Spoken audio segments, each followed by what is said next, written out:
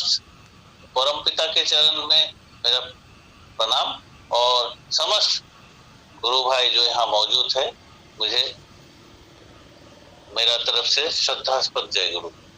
देखिए, मैं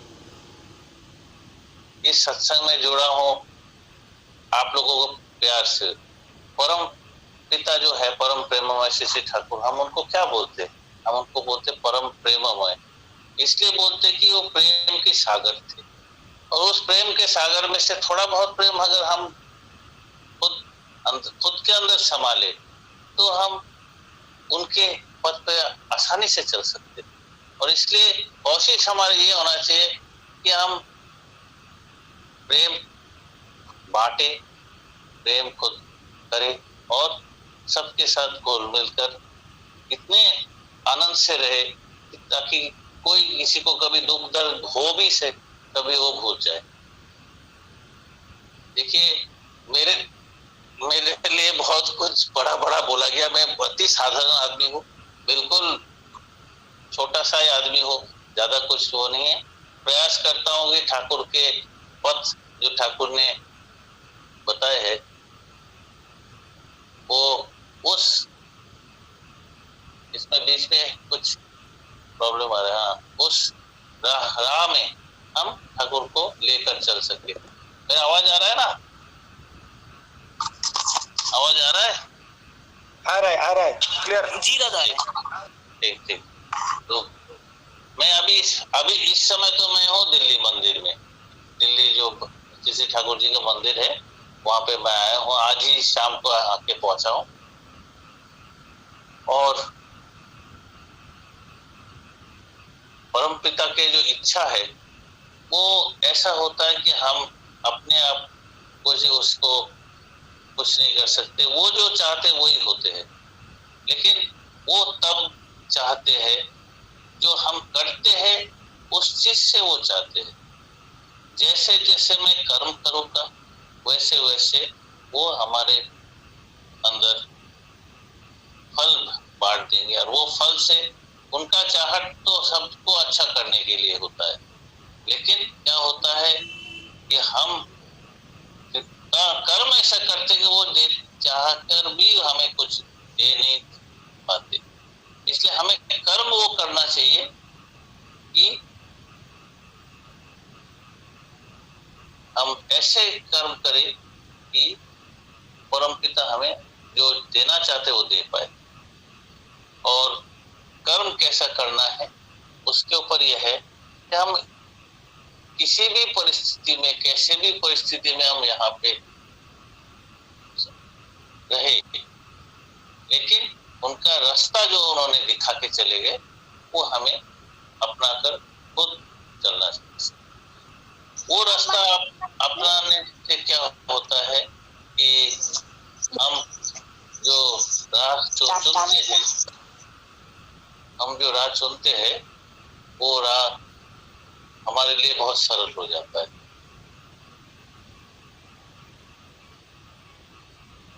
अब बात आती है कि मेरा रास्ता कैसा होना चाहिए।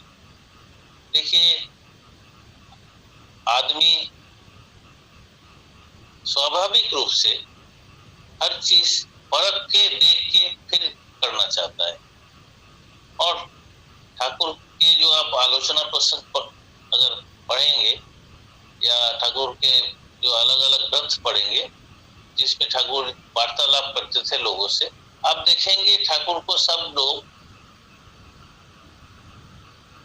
समय समय पर अलग अलग सवाल पूछते थे और सारे सवाल के जवाब ठाकुर एकदम बड़े सहज सरल रूप से एक साधारण व्यक्ति के हिसाब से उसको जवाब दे देते और वो खुश होके चले जाते थे। और ये जो खुश होके चले जाते थे इसलिए कि उसका जो सवाल का जवाब उनको मिलता था, तो वो एकदम वो ऐसे बोलते थे कि वो हर एक आदमी, एक साधारण से आदमी भी उसको समझ ले। और एक घटना मैं बताता हूँ ठाकुर जी को। ठाकुर जी के साथ जुड़ने के समय निष्पाप कृतार्थ होकर जुड़ना चाहिए। और ठाकुर जी को मैं एक घटना जो बता रहा हूँ, ये हमारा तो ठाकुर जी के साथ जुड़ा हुआ था दुलाल मजूमदार था, जो मृणाल कांति मजूमदार थे, अभी वो रहे नहीं, उनके घटना है, उनका मुंह से मैंने खुद सुना है। ठाकुर जी क्या लोगों के कर्म को फल देने बाबत लोगों से बोलते थे। कोई भी आए कभी किसी का कर्म को खंडन करने के लिए बोलते थे मुझे कुछ दे, किसी से बोलते मुझे एक साड़ी खरीद के दे, किसी से बोलते मुझे ये दे वो दे, और समय समय पर बोलते थे। और ज्यादा नहीं, जैसे कभी किसी को बोल दिया आप मुझे 10 रुपए दे दोगे, कभी किसी को बोल दिया आप फला औरत को तुम 200 रुपए दे के आ जाओ, इस तरह से करते थे। तो दुलालदा को समय समय पे ठाकुर जी बोलते थे कि मुझे ये दो, वो 2 रुपए दो, ये दो। तो दुलालदा कोशिश करके कलेक्शन करके हो, खुद के मेहनत से हो, कैसे भी हो, ठाकुर को देते रहते थे। हम जो आदमी ऐसा होते हैं कि हम हर एक चीज को नाप तोल के रखना चाहते। तो दुलालदा को किसी बुजुर्ग ऋतिक ने ये समझाया कि तू ठाकुर के इतना कुछ देता है, उसका हिसाब वगैरह रखता है क्या? तो दुलालदा सोचा रे सही में मैं तो कोई हिसाब रखता नहीं हूँ। तो फिर उसको उन्होंने बोला दुलालदा को कि ऐसा है, ठाकुर को तो जो देता है ना उसका हिसाब रखा कर। तो दुलालदा पे कागज कलम लेके बैठ गए और हिसाब करने लग गए कि ठाकुर को कब कितना दिया और ये दिया वो। काफी देर सब जब हिसाब किताब करने लगे तो देखा कि ये तो समय हो गया, ठाकुर के पास जाने का समय हो गया। फिर वो जो कॉपी जिसमें लिख रहे थे हिसाब किताब, वो हिसाब किताब वहीं छोड़ दिए और छोड़ के ठाकुर से मिलने हमको। तो ठाकुर को जैसे प्रणाम किए दुलालदा ने, तो ठाकुर हंस के बोला है तू ये আমাকে এত কিছু দিস, तो इतना कुछ मुझे देते उसका हिसाब किताब रखता है ना? ठाकुर ने उनसे पूछा। तब दुलालदा को एहसास हुआ, अरे ये तो मैं बहुत बड़ा गलत कर रहा था, मेरे को तो हिसाब करना ही नहीं चाहिए था, कुछ भी हिसाब नहीं करना चाहिए था। फिर उन्होंने अपना कान पकड़ा, हाथ से कान पकड़ा और पकड़ के बोला मेरे से गलती हो गई, बहुत बड़ा गलती हो गई, मुझे माफ कर दीजिए, आइंदा कभी हिसाब किताब नहीं रखूंगा। तो यही बात होती है कि परमपिता तो सब जानते हैं, हमसे कर्म इसलिए करवाते हमसे ताकि हम उनसे फल प्राप्त कर सके। और ये फल प्राप्त करने के लिए उनको एक जरिया चाहिए होता कि वो उस जरिए में हमें वो फल देते। और क्या है, हम लोग वो कर्म जब तक नहीं करेंगे वो चाहे तब भी फल नहीं दे पाते, क्योंकि इस परमपिता का जो नियम है कि हर एक आदमी को अपना कर्म का फल मिले, ना तो ज्यादा ना कम। तो इसलिए क्या होता है, हम कर्म ऐसा करें कि परमपिता हमें फल दे पाए, ऐसे कर्म करना चाहिए। और इसी कड़ी में एक घटना बताता हूं। देखिए, हर एक आदमी ठाकुर के पास आते थे और ठाकुर के पास आने के बाद कुछ ना कुछ निवेदन करते थे कि मुझे ये है वो है। और एक बहुत बड़ा रईस आदमी एक बार ठाकुर के पास आए और ये मन में सोच के आए कि मैं ठाकुर को बहुत कुछ दूंगा। जब ठाकुर के पास आए तो ठाकुर ने उनसे बोला कि मुझे एक लोहे का संदूक दे सकते हो? तो वो बड़ा चौंक गया, ये तो छोटा साधारण सी चीज है। तो वो बोला हाँ दे सकता हूँ। फिर वो सोचने लगे ऐसा बात मैं क्या दूंगा, ये तो बहुत लोग हैं देने के लिए। फिर वो दिए नहीं। बाद में क्या हुआ, उनके काफी नुकसान होने के बाद इन्होंने ज्योतिष को अपना हॉरोस्कोप दिखाया, अपना जो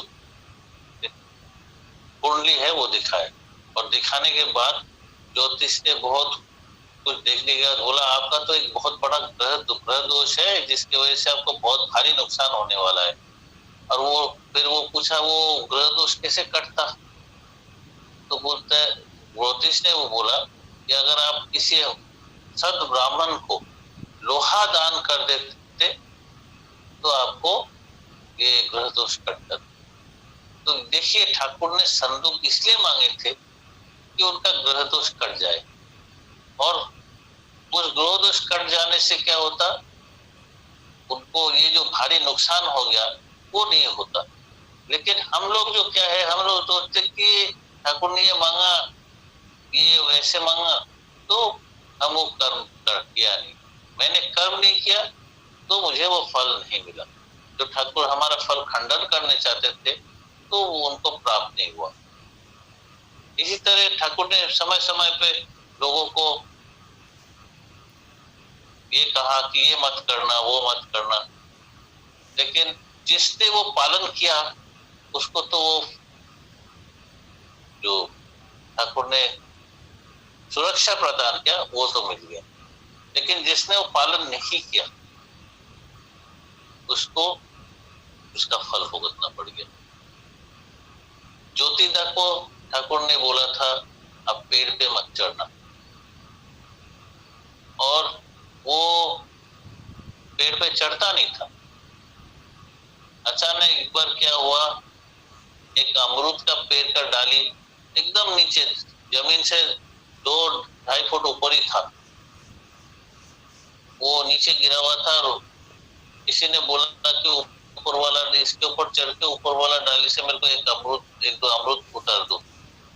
उन्होंने उस डाली पे चढ़ा और ठाकुर ने उनको मना किया हुआ था पेड़ पे चढ़ने के लिए, तो वो डाली पे चढ़ा। चढ़ने के बाद वो अमरूद उतरने गए और वो 3 फुट ऊपर से नीचे गिरे, उनका गर्दन टूटा, उनका मौत हो गया। तो इसलिए ठाकुर जो जो चीज हमसे करवाते हैं या करते हैं वो स्वाभाविक रूप से हमें उसको पालन करना चाहिए, उसमें अपना नियम नहीं, अपना बुद्धि नहीं लगाना चाहिए। और इसी कारण से हमको हमें ये कोशिश करना चाहिए कि ठाकुर ने हमें क्या कहा है उसका परिपालन कैसे किया जाए। ठाकुर ने हमें बहुत साधारण सी, ऐसे इतना साधारण सी चीज बता दिए है कि हम कोई भी चाहे तो उसको पालन कर सकते। ठाकुर ने क्या बोला, आप सुबह उठ के इष्टवृत्ति करो, जिसको करने में ज्यादा से ज्यादा 1 मिनट लगता है, और ठाकुर के विषय में कुछ लोगों को बताओ, वो तो दिन भर में आप कभी भी बता सकते हो। और जो चीज ठाकुर ने बोला वो खुद स्वयं प्रैक्टिस करो। ये भी इसको कुछ ज्यादा मुश्किल वाली बात नहीं। तो इतनी सी बात, इतना साधारण सी बात जो हम अगर करते रह जाएंगे तो हमारा सारा कर्म फल ठाकुर ने बोला हम ग्रहण कर लेंगे। तो इसीलिए क्या है, लोग सोचते इष्टवृत्ति हम ठाकुर को भोग लगाते। अच्छा एक चीज बताइए, जो सारे दुनिया के मालिक है, पूरे दुनिया के मालिक है, क्या हम उसको भोग लगा सकते हैं? या वो मेरे भोग के बिना वो नहीं रहेगा, ऐसे होता है? वो नहीं। ठाकुर ने हमने जो भोग लगाया उसके विनिमय मेरा कर्म फल ग्रहण कर लिए।